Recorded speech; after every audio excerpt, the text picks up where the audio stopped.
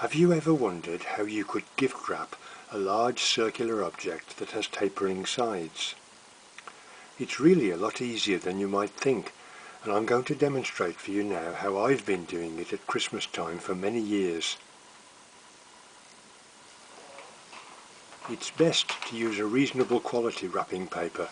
You don't want it to start tearing when you're only halfway through the job.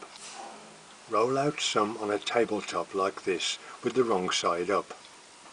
Then you get your circular gift that you need to wrap. As you can see, I'm wrapping a tin of Celebrations chocolates. It has quite an overhanging edge to the lid like this that makes the overall shape more like a bucket than a cylinder. Place it on the paper far enough from two of the edges to allow enough paper to fold up the sides and not quite reach the centre at the top. For this I need about 7 inches all round. I've wrapped so many of these, Christmas after Christmas, that I've designed myself this little gadget made out of a piece of a cardboard box to help me draw round the tin with the greatest of ease.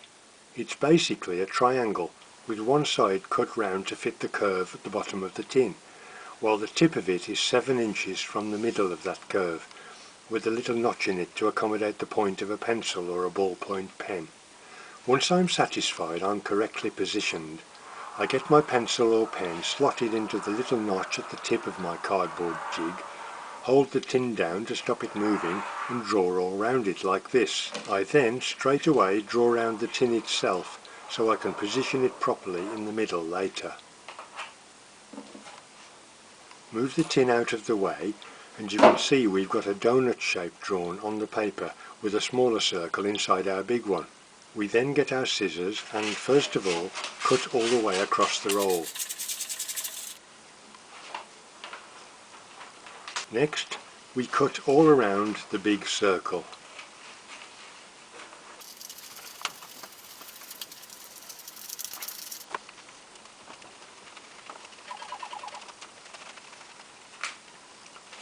Having done that, it's a good idea next to put 3 little loops of sellotape, sticky side outwards like stamp hinges, inside the smaller circle. This will stop our tin from sliding about while we do our folding and pleating later on. We then carefully place the tin onto the 3 loops of sellotape in the small circle we drew round it earlier. Get this right because you can't adjust it if you placed it wrongly. We are now ready to start folding the paper up all round the tin, pleating it as we go, so we need to have our sellotape dispenser within easy reach, as we'll need to keep tapping it in position as we go round.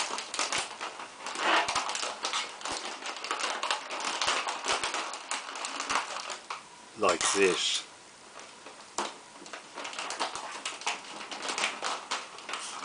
The more observant ones of you may have noticed that I've switched to gold paper now, whereas I started with metallic green. The principle is exactly the same whatever paper you use. I switched to gold because it lets you see what I'm doing better, that's all. You just keep going round, folding and gathering the paper up into pleats like this, tacking as you go. And if you're careful, you should be able to complete it so that it matches in with where you started.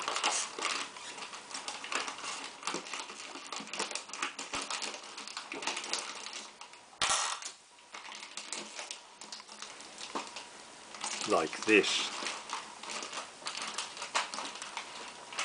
Not too bad a job there if I do say so myself. Just a few more tacks to hold it down more neatly before we add the final piece.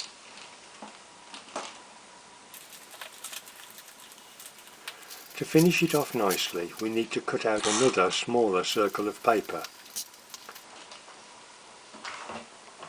I use a saucer to draw round to get the right size for this.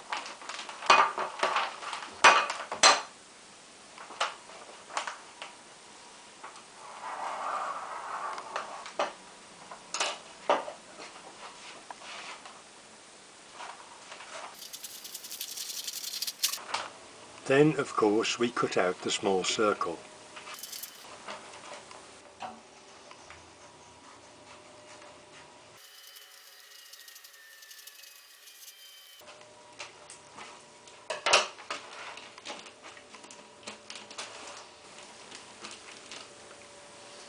We fix this final piece in place with short lengths of sellotape all the way around its circumference, like this.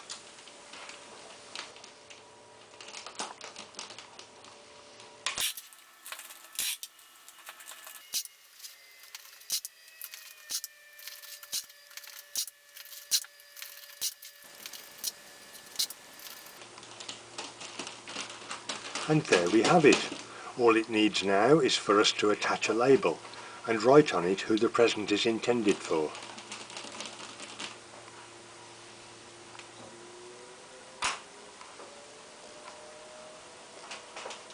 A very neat and highly presentable job, don't you think?